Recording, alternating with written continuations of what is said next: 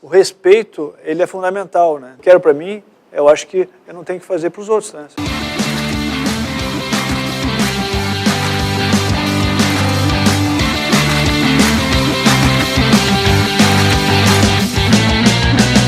Ele foi campeão estadual pelo Botafogo, disputou 2 Copas do Mundo pela seleção brasileira, venceu a Copa Libertadores da América pelo Vasco da Gama.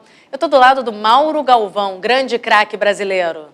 Mauro Galvão, que prazer ter você aqui hoje. Obrigado, prazer é meu. Você é um jogador de futebol que supera os limites dos times, né? Você é um jogador do Brasil. Todos os brasileiros gostam, reconhecem o seu talento como jogador de futebol. Como é que foi o teu início? Como é que a sua carreira começou e como ela foi se consolidando ao longo do tempo? Bom, eu comecei com 11 anos, né, jogando na escolinha do Grêmio. E posteriormente eu acabei indo para o Inter. Com 15, 17 eu comecei a jogar pelo Inter profissional e tive a felicidade de ganhar um título brasileiro. Então aquilo ali acho que foi muito importante para a minha carreira, né? Quando você está começando, essa transição da base para o profissional, ela é um pouco complicada às vezes. Eu consegui, né, já chegando no Internacional, que era um time grande, conquistar esse título. E isso aí foi importante porque abre, né, assim, eu acho que os caminhos, né, para você seguir em frente e tocar a tua carreira. Então foi assim que começou, né? Eu joguei 7 anos no Inter, de 79 a 86, então acho que é um período grande, né? Acho que é um pouco assim a característica, né, da minha carreira, sempre ficando mais tempo assim nos clubes, né? Então 7 anos no Inter, fiquei depois 2, 3 anos no Botafogo, quando eu vim para o Rio, e posteriormente eu fui para a Suíça, joguei 6 anos na Suíça. Então sempre muito assim, vinculado, né? Eu acho que é um pouco a minha carreira, a minha personalidade, né? Gostando de fazer sempre um trabalho de médio a longo prazo, que eu acho que é o correto, né? Você poder conhecer, você poder trabalhar, você poder crescer junto com a equipe, conhecer o lugar, tudo. Então foi muito bom isso.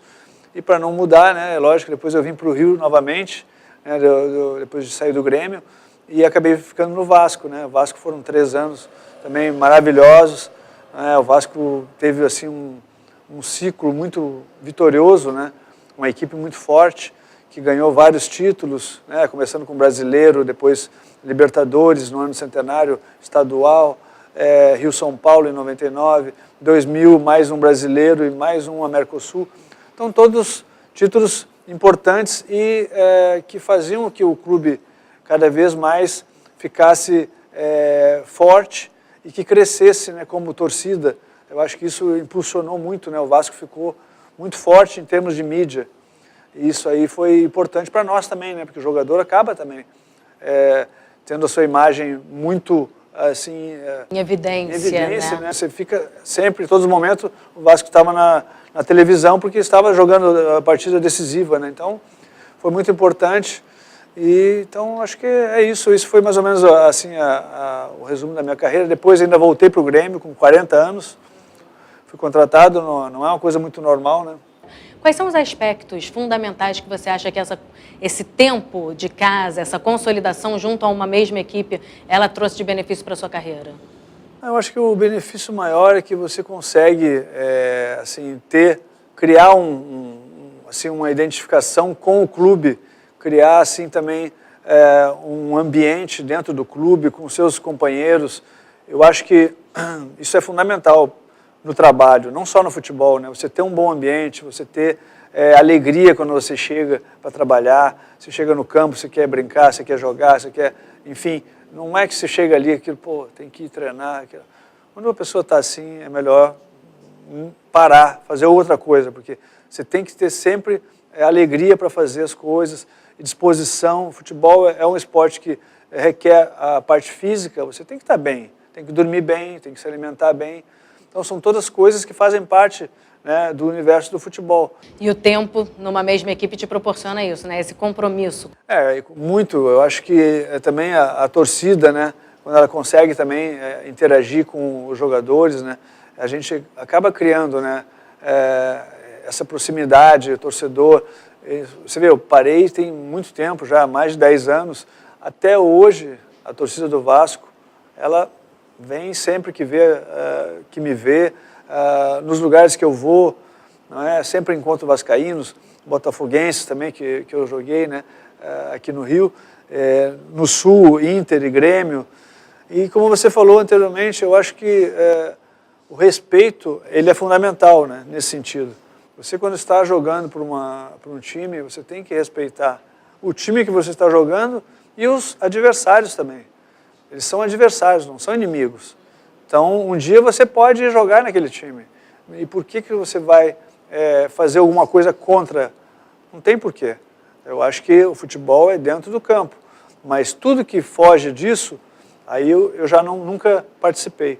Sempre respeitei a equipe que eu jogava e as equipes que eu jogava contra. Eu acho que isso é fundamental, por isso que você acabou colocando, que hoje eu tenho respeito de todas as torcidas, porque eu nunca fiz nada contra ninguém, nunca procurei tirar assim, proveito de alguma situação, sempre tive, quero para mim, o que eu quero para mim, eu acho que eu não tenho que fazer para os outros. Né? Claro, e essa é a essência do esporte, né? Não tem outra.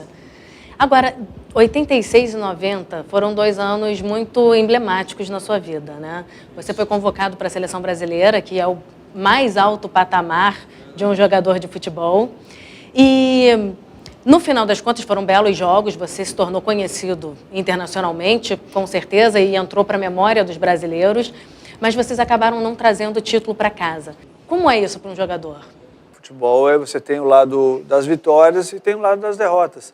Você tem que saber lidar com isso, tem que saber conviver com isso. Não assim, aceitar, né, de qualquer forma, não é isso. Você não pode achar que está bom, não é? Mas você tem que tentar entender o porquê.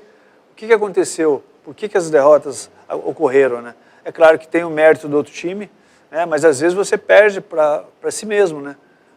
Alguma coisa que não foi bem feita.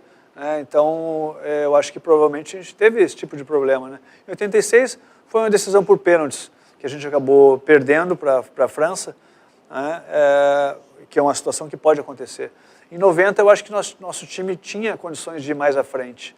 Né? Acabamos perdendo para a Argentina, num clássico, que é normal. Né? Se o Brasil tivesse ganho, seria normal também.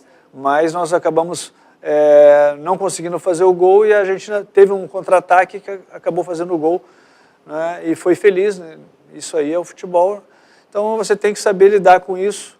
Eu, graças a Deus, consegui sempre superar esse tipo de situação, né? Tentando sempre entender por quê, o que houve, por que a gente perdeu. Né? É claro que é um processo muito complicado, não tem como explicar aqui, né? Mas com certeza faltou alguma coisa. Nós não chegamos ao máximo. Nós poderíamos ter dado mais em alguma coisa, né? Não só no futebol, mas também talvez no ambiente, que talvez não fosse o melhor. Talvez a gente não estivesse tão assim, focado quanto precisasse. Talvez a gente estivesse preocupado mais em, eu vou para qual time depois, eu vou ser vendido. Aí você começa a perder o foco. E futebol, se você perde isso, não é garantia que você vai ganhar, mas se você não tiver isso, né, esse pensamento de todos pensando da mesma forma, aí fica muito difícil, porque o futebol é coletivo, você precisa de todos com o mesmo ideal. E você sentiu algum crescimento profissional pelas perdas? Sim, lógico, você acaba ficando mais cascudo, mais experiente, entendendo, né, aonde que você não pode errar de novo, o porquê das coisas. Então, eu acho que é sempre uma experiência, lógico, não é que você quer perder, mas com as derrotas você tem que entender, e isso aí vai te fortalecendo. Você, se tiver a mesma situação, daqui a um mês, você vai ver diferente. Você já vai ter uma outra atitude, você vai entrar de uma outra forma para tentar não cair no mesmo erro.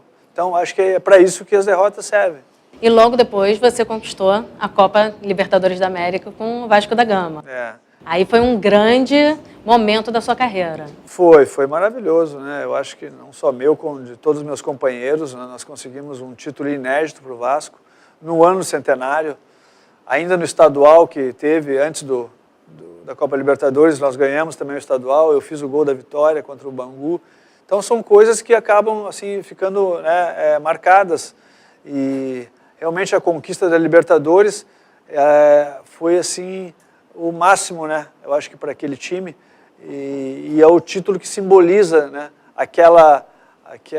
aquele momento, né? A equipe teve um ciclo muito bom, várias vitórias, várias conquistas, mas a Libertadores, eu acho que ela resume tudo, né? Todo aquele momento importante e que ficou marcado até hoje. Se aposentar aos 40, como é que foi essa tomada de decisão? Difícil. Eu acho que do futebol é a pior coisa que pode ter no futebol é você dizer que não dá mais. É muito difícil você aceitar isso e é um processo que você também tem que ir digerindo, né? Você vai pensando.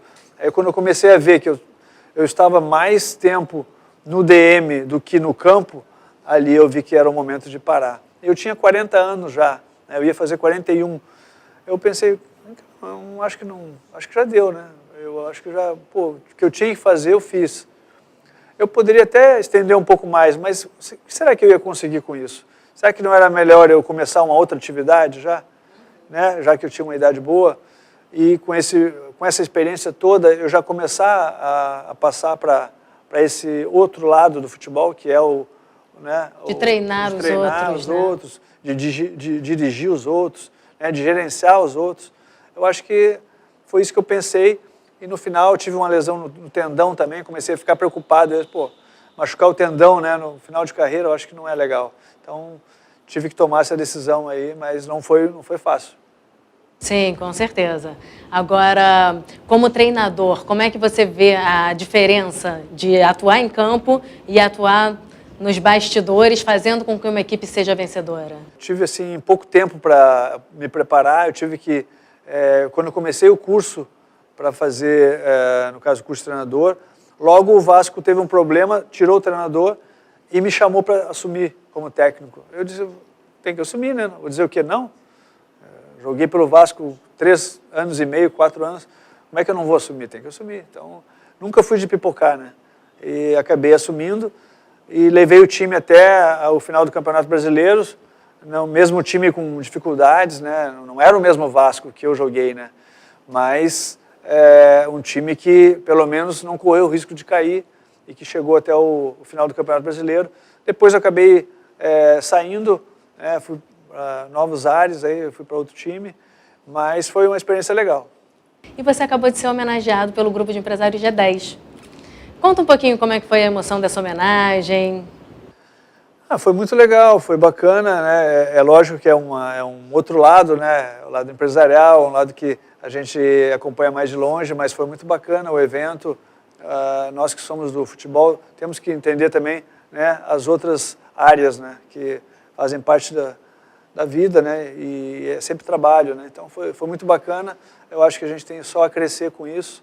Eu espero que o pessoal tenha gostado, né, da nossa também participação. Com certeza, procurei ser o mais assim sincero possível.